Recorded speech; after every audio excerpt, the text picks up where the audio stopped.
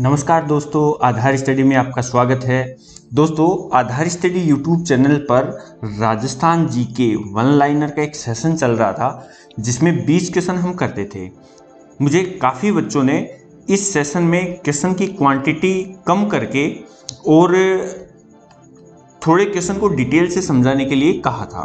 तो मैं आप लोगों के लिए ये जो सेशन लेके आया हूँ, इसमें 10 क्वेश्चन लेके आया हूँ जिनको हम डिटेल से अध्ययन करेंगे, क्योंकि हो सकता है एग्जाम में एग्जैक्ट क्वेश्चन न आकर उसके आसपास का क्वेश्चन पूछा जाए। तो जो भी राजस्थान लेवल की एग्जाम है उनमें आप लोगों को और अधिक फायदा हो, इसलिए मैं जो 10 क्वेश्चन लेके आया हूँ इनको मैं डिटेल से भी समझाऊंगा। तो बच्चों, आप लोग इस वीडियो को अंत तक ज़रूर देखना। आप चाहे पटवार की तैयारी कर रहे हो, राजस्थान पुलिस की तैयारी कर रहे हो, रीट की तैयारी कर रहे हो या कोई भी कॉम्पिटिटिव एग्जाम की तैयारी कर रहे हो, सभी के लिए ये सेशन बहुत ही उपयोगी होगा। तो दोस्तों, आज के सेशन को शुरू करते हैं।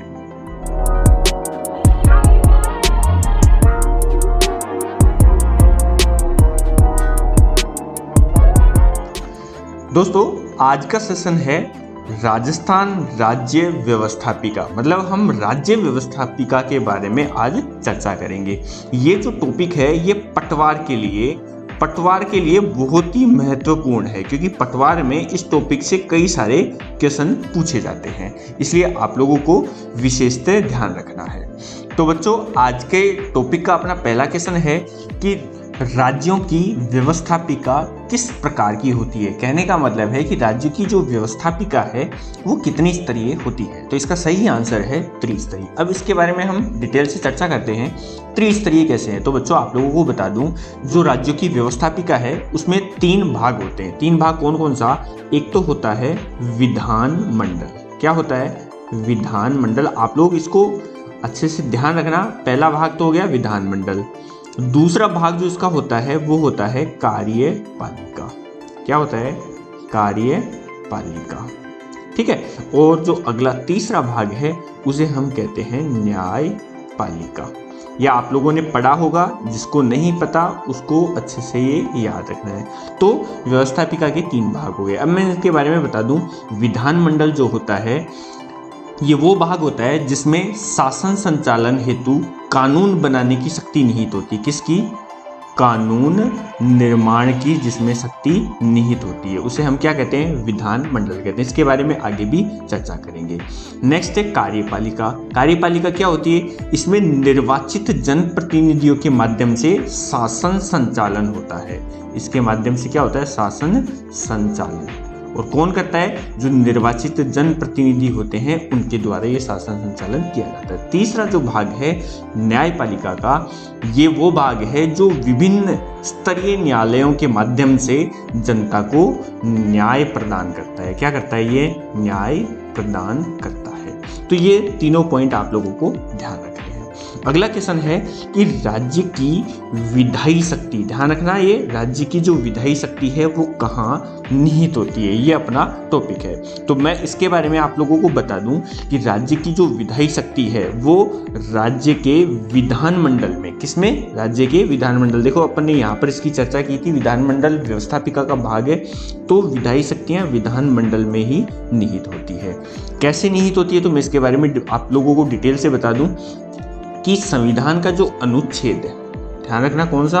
अनुच्छेद 168, ये आप लोगों को याद रखना है। संविधान का अनुच्छेद 168 के तहत राज्य की जो विधायी शक्तियां हैं, कौन सी शक्तियां? राज्य की विधायी जो शक्तियां हैं, या इन्हें कानून निर्माण की शक्ति भी कह सकते हैं, वो किसको दी गई है? विधानमंडल को दी गई है। दोस्तों, इसके बारे में और जानकारी दे दूं, राज्य का जो विधानमंडल है वो राज्य सूची और समवर्ती सूची, ध्यान रखना, वह समवर्ती सूची, ठीक है, ये दोनों ध्यान रखना। राज्य सूची और समवर्ती सूची, इनमें वर्णित जो विषय हैं उन्हीं के ऊपर ये कानून बना सकता है, यानी केवल इनके विषयों पर ही कानून का निर्माण किया जा सकता है। और विधानमंडल संबंधित जो प्रावधान है संविधान में अगर हम देखें तो ये प्रावधान जो है वो 168 से लेकर अनुच्छेद 202 तक वर्णित है। ठीक है, ये आप लोगों को विशेष ध्यान रखना है। विधानमंडल की जितने भी प्रावधान है वो अनुच्छेद 168 से लेकर कहाँ तक है, अनुच्छेद 202 तक है। तो ये एक महत्वपूर्ण जानकारी है जो आप लोगों को एग्जाम के लिए उपयोगी साबित होगी। बच्चों, ये जो हमने सेशन किया है इसके सेशन को हम इसी प्रकार से पढ़ेंगे। 10 क्वेश्चन लेंगे, क्वेश्चन की क्वांटिटी कम है, लेकिन आप ये देखो कि एक क्वेश्चन में हमने काफ़ी सारी इंफॉर्मेशन कलेक्ट की है जो हमें एग्जाम के लिए बहुत ही उपयोगी साबित होगी। अगला क्वेश्चन है कि राजस्थान की राज्य विधानमंडल में कितने सदन, राजस्थान का जो राज्य का विधानमंडल है उसमें कितने सदन है। ठीक है, तो इसमें राजस्थान की जो विधानमंडल है उसमें एक ही सदन है, लेकिन मैं आप लोगों को बता दूं कई राज्य ऐसे भी हैं जिनमें सदनों की संख्या ज़्यादा है। ठीक है, जैसे आप लोगों को बता दूं ज़्यादा मतलब कितनी हो सकती है, तो विधानमंडल में 2 सदन होते हैं। कौन सा, एक तो होता है विधान सभा, जो आप लोगों को सबको पता है क्या होता है विधानसभा। एक और सदन होता है, एक और भाग होता है इसका जिसे हम क्या कहते हैं, विधान परिषद। क्या कहते हैं, विधान परिषद। तो 2 भाग हो गए विधानमंडल के, एक विधानसभा और एक विधान परिषद। राजस्थान में जो है वो क्या है, केवल विधानसभा है, विधान परिषद नहीं है। जो विधानसभा है उसको निम्न सदन कहते हैं, विधानमंडल का क्या कहते हैं, निम्न सदन कहते हैं, और विधान परिषद को उच्च सदन कहा जाता है। क्या कहा जाता है, इसे उच्च सदन कहा जाता है। यह आप लोगों को ध्यान रखना। जैसे भारत की संसद में 2 सदन है, वैसे राज्यों की जो विधानमंडल होता है उनमें भी 2 सदन होते हैं।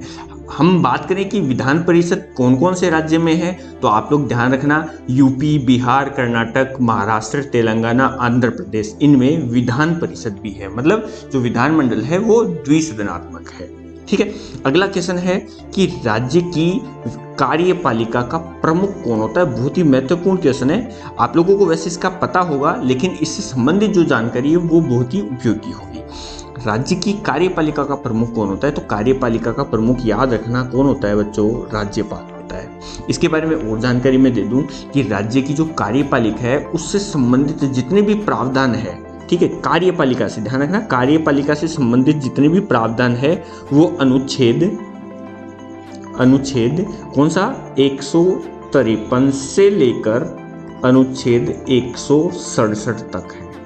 ठीक है, ये आप लोगों को विशेषतः ध्यान रखना है। अनुच्छेद 153 से लेकर अनुच्छेद 167 तक किसके, कार्यपालिका के लिए, और उससे जो पहले हमने पढ़ा था विधानमंडल के लिए पढ़ा था। ठीक है, अगला क्वेश्चन है राजस्थान के पहले व एकमात्र राज प्रमुख कौन थे। बहुत ही महत्वपूर्ण क्वेश्चन है कि राजस्थान के पहले और एकमात्र राज प्रमुख कौन थे। तो मैं आपको बता दूं ये महाराजा सवाई मानसिंह थे। कौन थे, महाराजा सवाई मानसिंह। देखो बच्चों, मैं आपको इसके बारे में जानकारी दूं कि जब देशी रियासतों का एकीकरण चल रहा था, कब, तो बात है 30 मार्च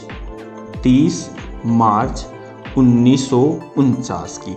30 मार्च 1949 को जब राजस्थान का छठा एकीकरण चल रहा था तो उस समय राज प्रमुख का पद सृजित किया था, और जो पहले राज प्रमुख बनाए गए वो महाराजा सवाई मानसिंह बनाए गए थे। ठीक है, अगला क्वेश्चन है कि राजस्थान के प्रथम राज्यपाल कौन थे। राजस्थान के प्रथम राज्यपाल कौन थे, तो प्रथम राज्यपाल सरदार गुरुमुख निहाल सिंह। कौन थे, सरदार गुरुमुख निहाल सिंह।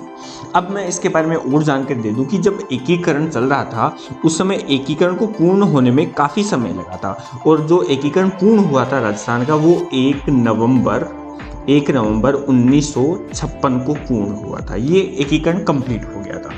उसके बाद जो राज प्रमुख वाला पद था उसको हटा दिया। ठीक है, राज प्रमुख वाला पद समाप्त कर दिया और उसकी जगह पर राज्यपाल का पद बनाया गया। और प्रथम राज्यपाल किसे बनाया, सरदार गुरुमुख निहाल सिंह को प्रथम राज्यपाल बनाया गया। ठीक है बच्चों, ये विशेष जानकारी है, आप लोग ध्यान रखना। अगला क्वेश्चन है कि राज्यपाल की नियुक्ति संविधान के किस अनुच्छेद में क्या राज्यपाल की नियुक्ति संविधान के किस अनुच्छेद में वर्णित है? बहुत ही महत्वपूर्ण क्वेश्चन है। किसमें वर्णित है? तो ये अनुच्छेद 155 में वर्णित है। ये आप लोग अच्छे से याद रख लेना इसको। बच्चों, आप लोगों को अगर इन क्वेश्चंस की पीडीएफ चाहिए, जैसा मैं लिख रहा हूँ वैसी की वैसी अगर पीडीएफ चाहिए, तो आप हमारे टेलीग्राम चैनल को ज्वाइन कर सकते हैं, जिसका लिंक इस वीडियो के डिस्क्रिप्शन में आप लोगों को मिल जाएगा। ठीक है, तो अनुच्छेद 155 की बात कर रहे हैं, क्या है और अनुच्छेद 155 में? तो अनुच्छेद 155 के अनुसार राज्यपाल की जो नियुक्ति है वो जो है वो केंद्रीय मंत्रिपरिषद, ध्यान रखना किसकी बात करें अपन, राज्यपाल की जो नियुक्ति है वो केंद्रीय मंत्रिपरिषद की अनुशंसा पर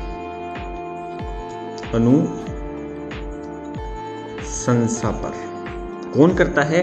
राष्ट्रपति करता है। ठीक है, केंद्रीय मंत्रिपरिषद की अनुशंसा पर राष्ट्रपति, ठीक है, नियुक्ति करता है। किसकी नियुक्ति करता है? राज्यपाल की नियुक्ति करता है। और ये जो जानकारी है वो अनुच्छेद 155 में वर्णित है। ये विशेषता आप लोगों को ध्यान रखना है। अब जो अगला क्वेश्चन है कि हमारे संविधान में राज्यपाल की नियुक्ति संबंधी प्रक्रिया किस देश के संविधान से ली गई है? क्या क्वेश्चन है? हमारे संविधान में राज्यपाल की नियुक्ति संबंधी जो प्रक्रिया है वो किस देश से ली गई है? तो ये याद रखना, ये कनाडा से ली गई है। इसमें कोई विशेष जानकारी याद रखने का कुछ नहीं है, फैक्ट है जो आप लोगों को ध्यान रखना है। अगला क्वेश्चन है कि उच्च न्यायालय के मुख्य न्यायाधीश की अनुपस्थिति में